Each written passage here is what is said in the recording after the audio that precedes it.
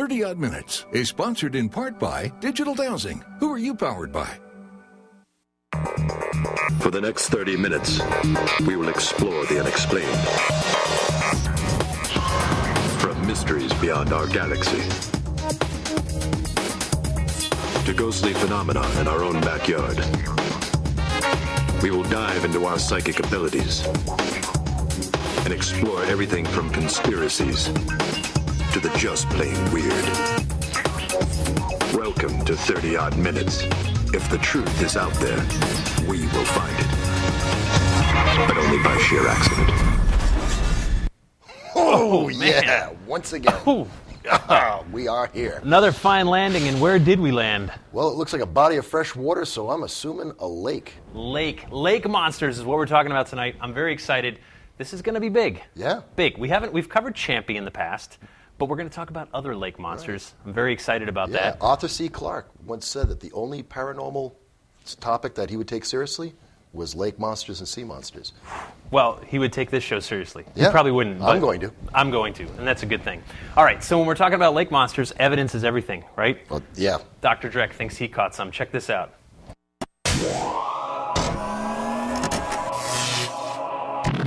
Greetings, Oddballs. Dr. Dreck here, and we're talking about lake monsters. I think everywhere there's a big lake, there's a legend of some kind of big monster that inhabits it. And, you know, one of the places that we park the mothership is right next to a lake, pretty big lake. It's got a French name. It's called Lake Debris. And I thought, well, hey, must be something in there too. So I took out my camera and I left it on, you know, time lapse and stuff. And I got a picture of our particular lake monster. Here it is. I know, yeah, it's out of focus and stuff. I mean, that's the way it happens, you know, with time lapse stuff. You know, it's because it was in motion, you know, and it. Is that the only photo you have? Yeah, Eric, that's the only photograph I have. Let me clean it up for you. No, don't clean it up. Don't sharpen it. No, please, don't. Ooh, well, gee, how do you like that? Isn't evolution wonderful? It makes the lake monster look like someone's arm and hand. That's really something, isn't it? Yeah, remember the blurry picture of the Yeti that turned out to be a sock monkey? It's always the blurry pictures, but here's the thing. Evidence is everything. Stuff does turn up sometimes. Yes. And it gets us asking questions, scratching our heads. That's right. It's not always Dr. Dreck's hope. No. All right, let's talk some numbers. About 71% of the Earth's surface is covered by water. And all of that water contains 99% of all living species.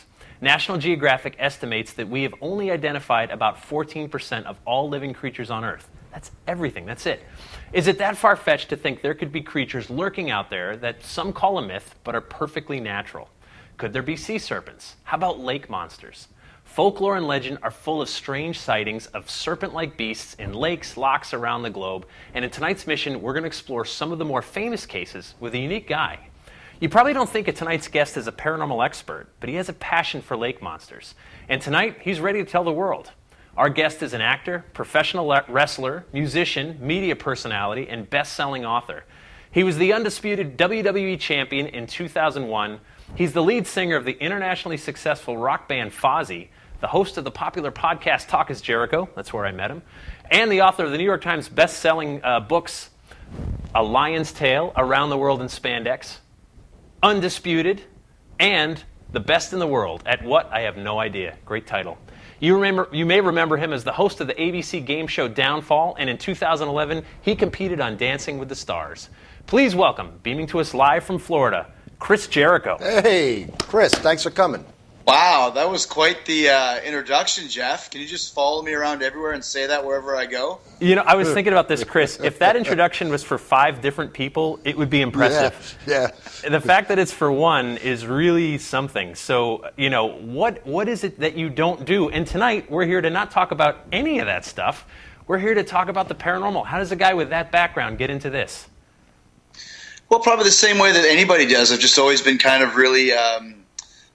my imagination has been captured by all the things that you talk about, from, you know, lake monsters to Bigfoot to UFOs to demons and ghosts and all that sort of thing. And it boils back to what you said earlier in the show, where if there's, the Earth is covered by 70% water and there's 90% of the living species in that water, we'd be pretty egotistical to think that there was nothing in there that we didn't know about. Same thing with, UFOs. I mean, we live in a one planet in a galaxy of millions. To think we're the only living species is pretty, like I said, pretty egotistical. So I've always had an open mind about all of these things, but I've always had a passion and a real belief in lake monsters for whatever reason. It's just always just kind of really struck my imagination. Well, I think that reason might have something to do with your upbringing, right? You grew up in Canada, correct? Yeah, I grew up in Canada, and I used to go visit my grandparents every summer. They lived in Kelowna, BC, which is right on the Okanagan Lake, where apparently Ogopogo lives. So I grew up kind of with this legend and mystery and myth of Ogopogo. It's very prominent along the Okanagan. It's, Penticton, Kelowna. They're all like this kind of row of cities up and down the Okanagan that there's all these little kind of amusement parks and mini golf places that really kind of focus in on the Ogopogo. There used to be a place called Adventureland where you could take one of those burlap sacks and ride a slide down the Ogopogo. Right. And, that sort of thing. So they really focused in on it. But I used to go fishing with my grandfather, and I remember vividly that he would – one time in particular, he had bologna, and he'd throw bologna into the lake. We'd be right in the middle of the lake, and I was already terrified as it was to be out there. And he'd throw the bologna in the lake and say, "This is Ogopogo's favorite treat. Ogopogo, where are you? Where are you?" And I just knew that the Ogopogo would rise from the depths, snatch my grandfather out of the boat, take him down, eat him, and then come for me next. And I remember being at the bottom of the boat just screaming like, stop it, please, please. So maybe that kind of warped me psychologically for the rest of my life, to where I've always kind of been convinced that I'm going to be the first person ever to be documented as being eaten by some sort of lake monster. And it's kind of been with me ever since, to where even when I'm swimming in a swimming pool sometimes, my mind starts playing tricks on me that, the Ogopogo or something has gone through the drain is going to come and grab me. And never mind being in the middle of a deep lake, man. It took me years to get over that phobia, but it's still always in the back of my head. And like you said, too, you can ride them at an amusement park. We've got a picture actually from one of the local parks. You've got the statue of the Ogopogo that the kids can play on. There it is. Yeah, I've been there. I went there with an old girlfriend of mine. I said, stick your arm in there, pretend that it's eating you. Like, I always saw Ogopogo as like this demonic creature, not some kind of a lovable lake horse as you see in some of those movies. I always thought like it's just going to be like this horrible type of a creature that's going to come from the depths and just eat people. Isn't that how the Native Americans looked at him? Didn't they fear him like he was a demon of some sort? I think so. I think Ogopogo actually means demon of the lake, honestly, in whatever it was, like Chippewa or whatever the tribes that lived up there in Okanagan. Obviously, an Indian name. Ogopogo is what I mean. I think that means the spirit of the lake or something along those lines. And I remember, hearing different things about the Ogopogo. One thing that I heard from doing the research that I've done over the years is that they used to take the horses across the lake kind of as traversing, a shallow part of the lake where the horses would have to swim across to get from one side to the other, and the Ogopogo would come and eat the horses. And there was another time, I can't remember if it was in Lake Okanagan or if it was in Loch Ness, this was in the 70s, where they were having kind of a speedboat race in the middle of the lake, and these speedboats were going as fast as they could, 100, 120, 150 miles an hour. And there was this huge wave that capsized one of the speedboats and killed kind of one of the famous drivers, that nobody knew how the wave was created. There was no storm that day. The speedboats could not have created a wave this big, and of course traced it back and kind of blamed it on the Ogopogo. That it might have been Nessie. I can't remember which one it was. No, you are correct. It was Loch Ness. What's that? It was Loch Ness. You are correct. There was actually black and white footage stories like that you would hear that, you could pawn off as, well, it's just this, it's just that, it's just whatever. But why couldn't it be, a large beast in the lake, a large animal in the lake? Is it a plesiosaur? I don't know. But there's something in there, and those lakes are so big. I know they haven't found the bottom of Loch Ness, or if they have, it's just been recently. I think it's the same with Okanagan. There's places in these lakes that are so deep they've never really gotten to the bottom of it. So who's to say what's hiding in the depths of those large bodies of water? Every story, of course, has a backstory, and with Ogopogo, that's no different. The First Nations people, their version of the Native Americans in Canada, the indigenous people, have a story about Rattlesnake Island, and it's this rock in Okanagan Lake, and we've got a photo of it, which allegedly is where Ogopogo lives. There it is. You can see it doesn't look like it's good for much. No. And at the same time, there has been some evidence that came forward. There was a famous photo in 1976 taken by Edward Fletcher. We have that as well.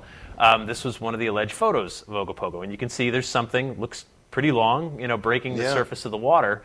And things like this, you have the secondhand stories like, well, I have a friend who saw it or whatever. Yeah.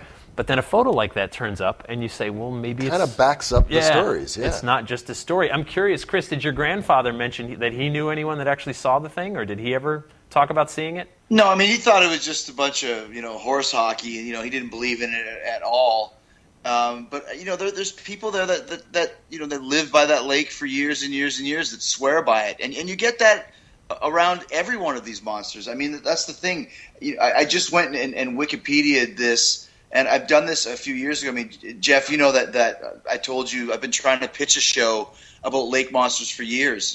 Just not discussing, not me out in the lake trying to find a lake monster, but just why is there so many of these legends? And you can look through it. It's not just in Canada. It's in every country, every state, every province. And I'm just looking right now, and you're looking all these states, all these provinces, then places like Africa, Republic of the Congo, Zimbabwe, United Kingdom, Ireland, Italy, Norway, Sweden, Russia, Turkey, China, Japan, Malaysia, Philippines, Australia. That's just reading right off the top of this list of lake monsters. So, and like you said, where there's smoke, there's fire. Are all these monsters true? Probably not. But somewhere, somebody has seen things that started this. And why is it that every single state, every single province, almost every single country has lake monsters living in these different places? So I believe that there's something in there, something weird. Maybe sometimes it is a log, but there's other things like these giant waves, or some of the photos that you see, some of the unexplained circumstances where I don't buy the fact that that's not real. I need more than that. And obviously some people are going to believe and some people aren't. But I'm not saying I believe anything. I'm just saying I have an open mind to not think that we know everything that's going on in these large bodies of water that cover, like you said, 70% of our Earth. All right, let's go over to Loch Ness in Scotland, because this is by far the most famous lake monster in the world. And it goes back. The story goes back. There was a story I uncovered from 565 A.D., in a book that describes an Irish monk. St. Columbia, yeah. St. Columbia, right? Yeah. And what did he find, Andrew? Well, he came across some folks burying someone. They claimed that a sea serpent from the lake, or a lake monster, had killed him, and they were burying his remains. So he took it upon himself to try and rid the lake of the beast, and some say he failed.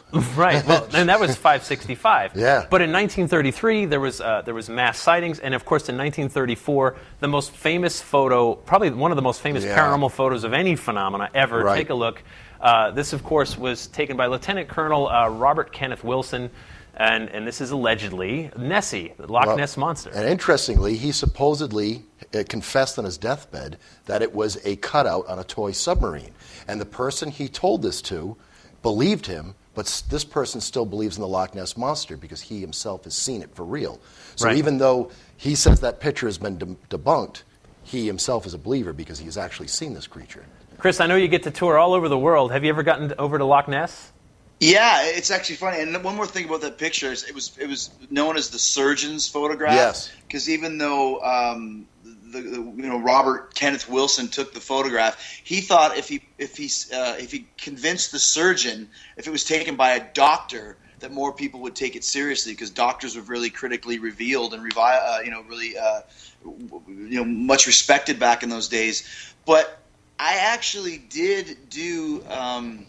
We had a show in Aberdeen, Scotland years ago, and I organized a day trip to go to Loch Ness. It was about a 3-hour drive, and I kind of arranged a big coach, and about 9 or 10 of the people in the crew wanted to go see Loch Ness. So we went there, rode on the lake, very choppy waters, a little bit intimidating, after all the stories and everything that you hear. And it's interesting, too, because as Okanagan has Rattlesnake Island, Loch Ness has the little island with the castle.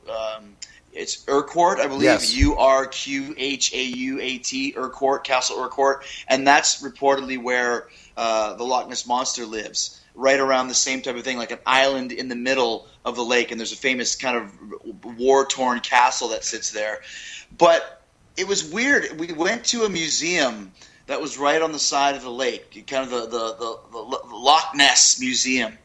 And this whole museum right on the side of the lake, all it did was give you reasons why the Loch Ness Monster didn't exist, which was really like kind of a ripoff. Like, I don't want to be on the side of Loch Ness, and they're telling you how beautiful Loch Ness is and how there's so much peat moss and it's the biggest. I don't care. If I want to see a big lake, I'll go to Lake Superior in Michigan. If I want to go to Loch Ness, that's when I'm going there to hear about the Loch Ness Monster. And I just thought it was really stupid that they gave you all these reasons why the Loch Ness Monster didn't exist. I should have went to the museum that gave you reasons why it did exist. And that, to me, is more fun. Let's look into reasons that this could be real rather than trying to cut it down and debunk it right on the banks of the river. Or right on the banks of the lake. That was kind of a dumb idea, I thought.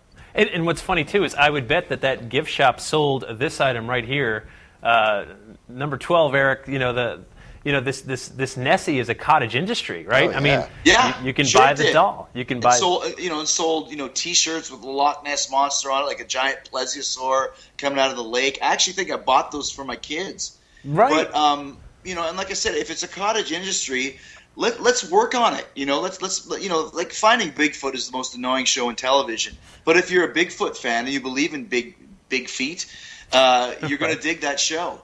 And that's kind of what we should be doing. I mean, like I said, there's so much evidence and so many people have seen so many things, very strange, very unexplainable things. Even just a couple months ago, they found this sonar image that was taken on Google Maps from a radar satellite where they were convinced we've finally seen the Loch Ness Monster. And it was kind of this big bulbous head with the big water trail behind it, the big wake behind it.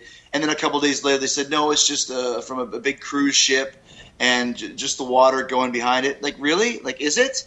Or is it something that we're just not supposed to know? Then conspiracy theories start to kind of pop up. I remember I read this story once. It was kind of a comic book version of a Ray Bradbury story, I believe, where it was the Demon of the Lake.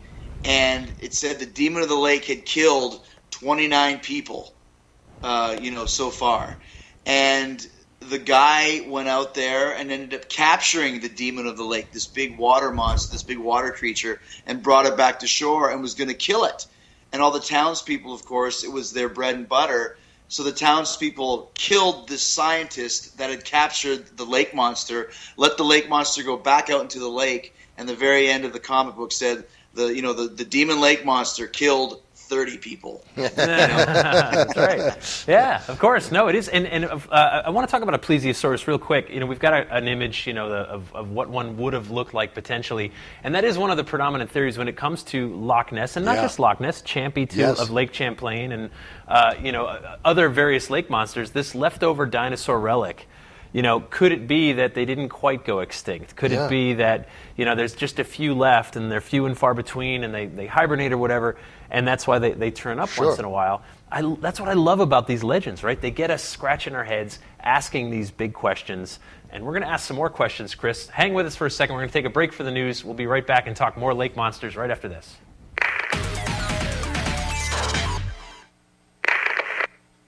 A recent story from Mexico claims that 3 young Americans had to be hospitalized after they tried to conduct a seance with a Ouija board. The report claims that 22-year-old Alexandria Huerta, her 23-year-old brother Sergio, and their 18-year-old cousin Fernando Cuevas were staying with relatives in the southwestern village of San Juan Tay Cantanco when they decided to try and communicate with spirits by using the talking board. Within minutes after starting, Alexandria began acting strangely. She started growling and thrashing about as if she had become possessed. The 2 young men then began hallucinating before they supposedly became deaf and blind. After a local Catholic priest refused to perform an exorcism, The Huerta's parents called for a rescue to take the three to a hospital. The EMT crew captured this video with a cell phone. Alejandra, ¿dónde está tu hermana? Alejandra, óyeme.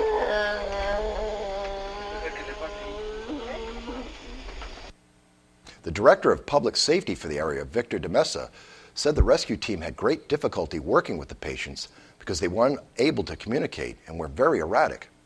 All three were given painkillers and antidepressants to calm them down and to stop them from thrashing about. Mr. de Mesa had no comment on whether this was a true case of possession or simply just some folks making themselves delirious. I'm Andrew Lake, and oddly enough, that's the news.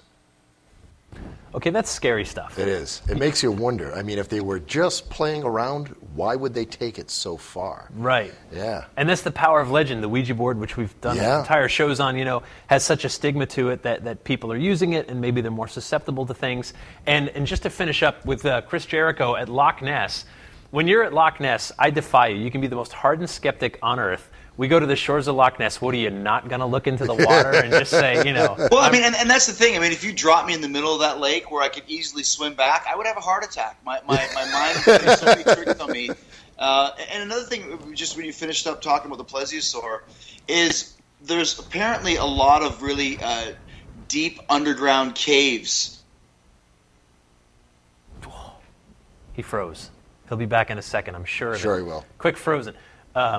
You were talking about the caves as well, right? Yeah, but the research I looked into, a lot of people saying that really isn't the case. However, they did find a spot that was a lot deeper than originally felt, and some have called it Nessie's lair because they've theorized, could it be a cavern of some sort? Eric, bring us up to Loch Ness again, if you wouldn't mind.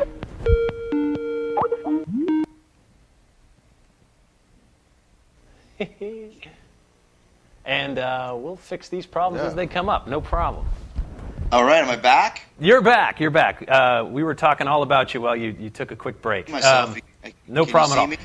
So no, we were talking about the deep caves at Loch Ness, and we're looking at Loch Ness. Yeah, and they were saying that those caves could lead out to the ocean, whatever ocean is close to Scotland and near Scotland. Can you see me, guys? Yeah, the video hasn't started yet. We're hoping for that. But we can hear you clearly. But we can hear you just fine. See, this is the technology. See, somewhere there's a Loch Ness monster aficionado that's cut off our contact, that's trying to put an end to us talking about the Loch Ness monster. They know something we don't. It happens with our UFO shows. Always with our UFOs. The good news, Chris, we have this beautiful picture of you that we can pop up, and we'll figure that out. No worries. Just do the thing like that old cartoon where my lips move. You could just do my lips later. Right now, Andrew's your lips. He's mouthing for you. But we can hear you just fine, though. Yeah. But they're saying that there's these underground tunnels that lead to the ocean, which is how there could be plesiosaurs that came from the ocean into the lake. So, I mean, there's some explanations for how there could be these giant dinosaurs, in a freshwater lake, basically. But apparently the water's also brackish, too. So there's a lot of different theories about what could be in that lake and where it came from. Now, I want to jump, Chris. We're going to talk about Devil's Lake, the Devil Lake monsters in Sauk County, Wisconsin. And there you are. You're back. Good to have you. Hey, so because this one's unique. There's two in this lake, and I hadn't really heard of these before. I hadn't either. But it's the Nakota Indians. They first reported this giant octopus-like creature that they said was responsible for many deaths. Now, we looked it up. There are no freshwater octopus. No kraken to be spoken of. No kraken, right. But you've got this right there in Wisconsin. Chris, had you heard about this story before? I had never heard of this one, which is weird because I know most of the lake monster legends. But when you say this, I mean, remember a few years ago they found, was it a bull shark, like in the Mississippi River? Like hundreds of miles from where it should have been. So who's to say there couldn't be some sort of a freshwater octopus, especially, in some of these barren areas? And once again, who are we to say that it's not true? Unless you're just a real skeptic, but I'm not. Right. So that's really creepy, man. And I've never heard of that place, and I'll tell you, I will never go swimming there.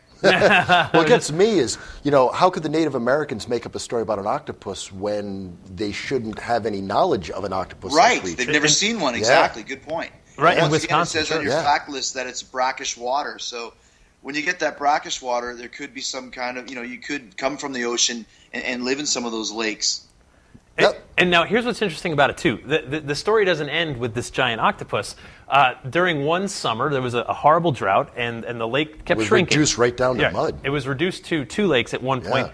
and there's a tract of mud, and they described a creature with an enormous body, a really long neck, Yep. and a small head with sharp teeth, which by many accounts sounds like a plesiosaur, yeah. Nessie or Champy or some of the other ones. Right. So this lake has, for your money, not 1 but 2 lake monsters, meaning Chris Jericho will never swim there, never boat there, never anything. But that's another thing too, is that sometimes you've heard stories about people, especially around the Loch Ness area, saw or heard or saw Nessie actually walking on land, like walking across the road.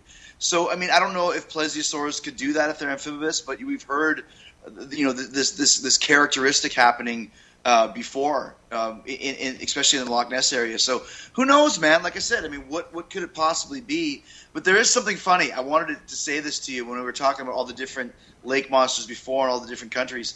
They all have funny nicknames, okay? Yeah. So you got the Ogopogo, you got Old Greenie, Manipogo, Winnipogo, Cressy, Iogopogo, Mussy, Kingsty, Mugwump. So they all have like either IE at the end or some kind of pogo at the end.